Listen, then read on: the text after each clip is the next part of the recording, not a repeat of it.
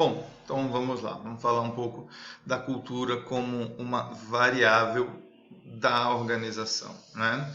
A gente viu lá no em TGA1 que pós-Segunda Guerra começam a surgir, sobretudo pós-Segunda Guerra, começam a surgir novas teorias, novas formas de se entender a organização, né? De um modo que se amplia o entendimento de organização, sai daquela coisa de que a organização é uma coisa é uma estrutura fechada em si, e a gente passa a entender que a organização é um sistema, né? Ou seja, um conjunto de atividades diferentes. O sistema é sempre um conjunto de atividades diferentes que se organizam, né, criando uma unidade para seguir um fim. Então a gente viu que uma empresa é um sistema cheio de subsistemas. Existe um sistema estratégico que define a estratégia da empresa, existe um sistema estrutural que vê a diagrama, a organização, o organograma da empresa, como ele deve funcionar, quais os departamentos que devem ter, né? E há um sistema humano e cultural. Esse subsistema ele atua dentro desse sistema mais amplo, estabelecendo ou tentando buscar justamente uma forma de organização das pessoas para que elas possam atuar em uma unidade, caminhando para a produtividade dessa organização, né? Então a gente pode dizer que se temos uma demanda, se a gente a partir desse entendimento de que a empresa é um conjunto de subsistemas e a cultura parte de um sistema humano, né, e cultural, a gente entende que uma organização ela tem, né, uma necessidade de estabelecer o seu conjunto de valores e regras para tentar motivar as pessoas que já foi percebido pela escola comportamental e já desde as relações humanas já começa a se pensar no ser humano como um sujeito mais complexo, não é só motivado pelo dinheiro, mas ele é social, ele se motiva pelo grupo social e ele se motiva também por algo ainda maior do que apenas o seu grupo social, mas pelas suas dinâmicas sociais mais amplas do que apenas dentro da organização. Então a ideia de uma cultura organizacional. Então, dentro dessa lógica, né, a gente observa como a ideia de uma cultura organizacional é justamente o esforço de organizações em tentar criar um conjunto de regras e valores que orientem as pessoas a estabelecer uma conduta adequada para visando essa motivação interpessoal para alcançar os objetivos fins de uma organização. Esse conjunto de valores, como a gente viu lá em desenvolvimento organizacional, né, ela perpassa uma questão de experiência. Então, essa formalização ela precisa ser mantida, ela precisa ser trabalhada, ela precisa ser ensinada, não é? É por isso que a gente pode dizer que a cultura organizacional ela se manifesta de duas formas. A primeira, pelos elementos formais, que são os conjuntos de regras, de valores, os padrões oficiais, né? Se manifestam também pelos instrumentos utilizados para colocar na mente das pessoas essas regras, esses valores, como aquela plaquinha na entrada da faculdade, da entrada de qualquer organização, que fica acima da secretária na entrada, dizendo nossa missão, nossos valores, nossa visão de mundo, né? Nas reuniões de treinamento, nos memorandos, nos e-mails formais, nos slogans usados, nas frases de motivação usadas em vários quadros de avisos dentro da organização. Então, esses são elementos formais e são o uso de instrumentos que ajudam a manifestar esses valores, tentando regular as pessoas. Mas há também os elementos informais, né?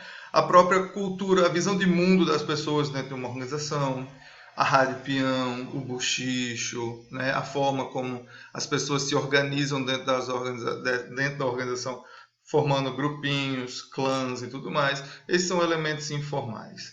Um desafio, quando se entende que a cultura é uma variável, para os gestores, fazer com que as pessoas, ainda que se organizem da sua forma informal, mas que elas sigam as regras formais, tentando alcançar sempre os bons resultados. Por isso, né, que a cultura organizacional tem uma relação forte com o conceito anterior que a gente falou de desenvolvimento organizacional. Ok? E aí ele se expressa por essas duas formas, né? E a ideia é que uma cultura organizacional acabe criando esse conjunto de valores que acabam orientando as pessoas. E aí a gente tem vários exemplos e vários estudos sobre culturas organizacionais que demonstram, sobretudo quando uma empresa tem uma cultura forte e uma liderança forte, como a empresa acaba, como as pessoas acabam seguindo essa lógica, né, de cultura, essa lógica de práticas.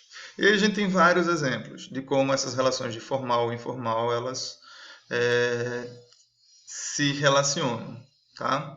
Inclusive o livro menciona da IBM, que era uma empresa muito consolidada em valores, né? E aí esses valores eles externamente foram mudando com o tempo por causa dos avanços tecnológicos, e como a diretoria estava presa a esses valores como norte para suas tomadas de decisão, eles não conseguiram acompanhar a velocidade das mudanças.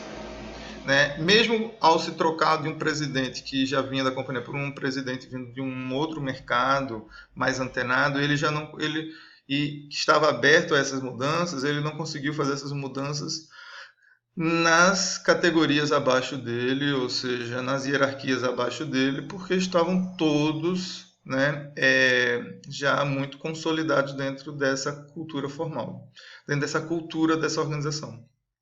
Né? Mesmo que o novo presidente tenha estabelecido novas regras e valores, ou seja, dentro dos elementos formais, os elementos informais, ou seja, aquilo que as pessoas já entendiam como mais certa para uma empresa, não mudava e estava bem equivocado.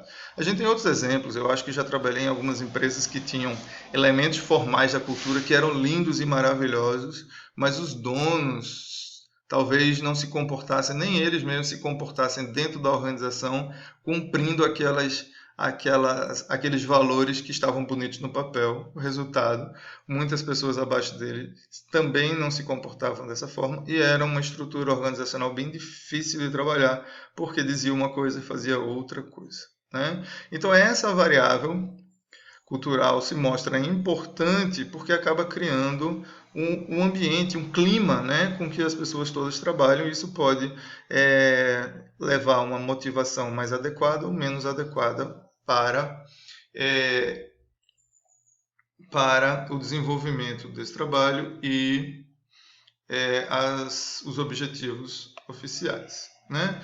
Então, de um modo geral, a gente pode dizer que a cultura organizacional ela é uma variável que muda com o tempo. Sim, se ela tem valores formais ou informais, a gente vê que o ambiente externo influencia o ambiente interno, então ela é uma variável que pode mudar com o tempo, a empresa pode perceber essa necessidade de mudança, de desenvolvimento, de adequação, por causa de mudanças de vários ambientes externos, da tecnologia, da política, da economia, da demografia, da cultura e por aí vai. Né?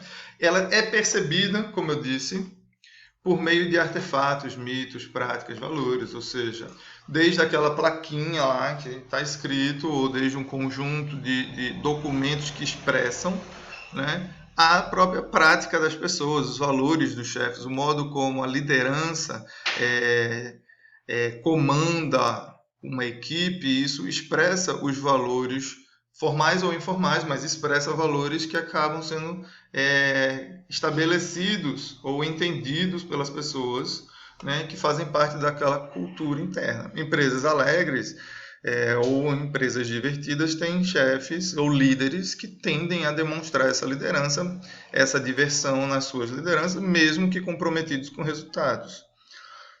Né? E por aí vai.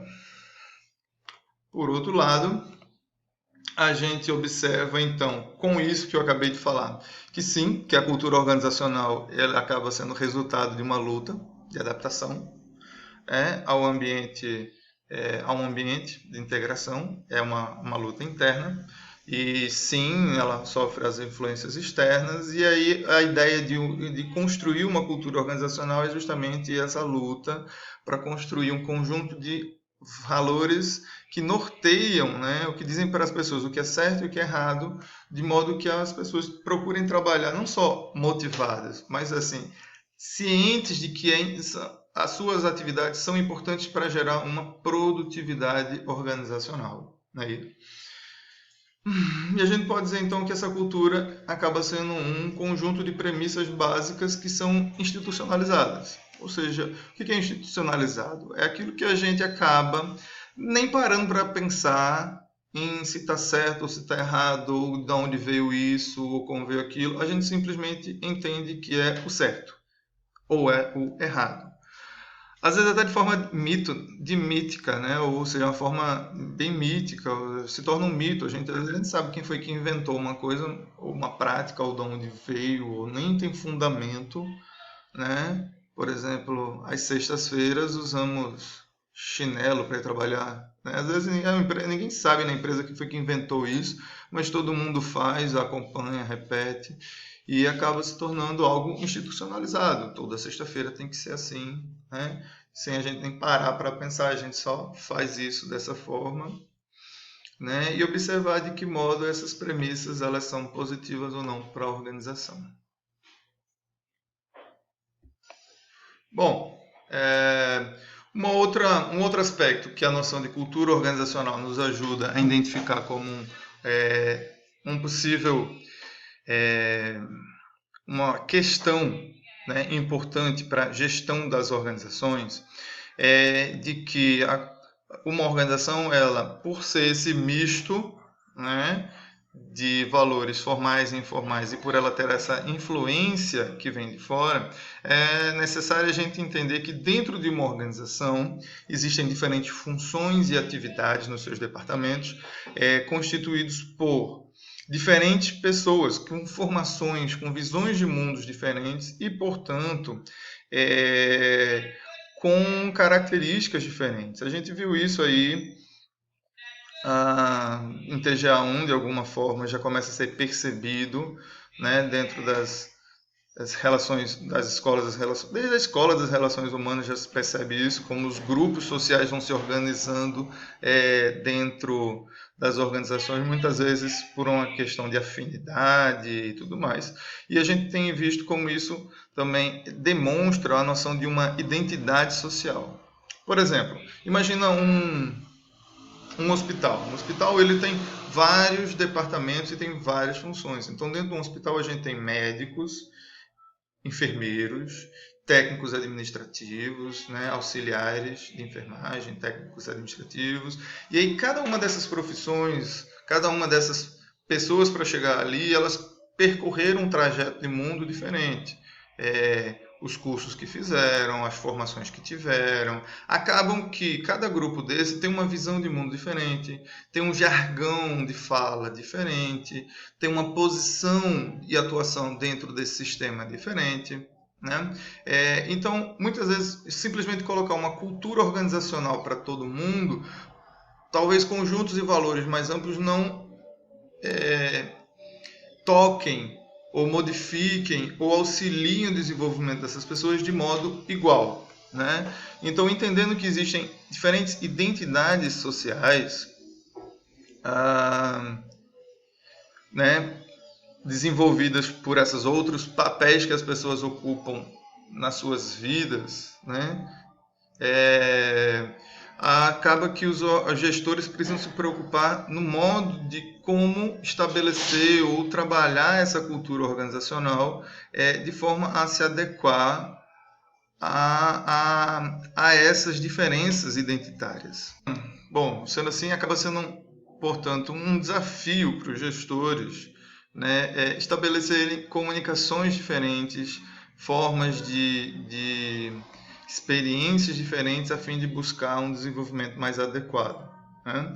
E isso, de novo, tem a ver com aquilo que a gente já falou sobre estratégias de desenvolvimento organizacional discutido no assunto anterior. Né?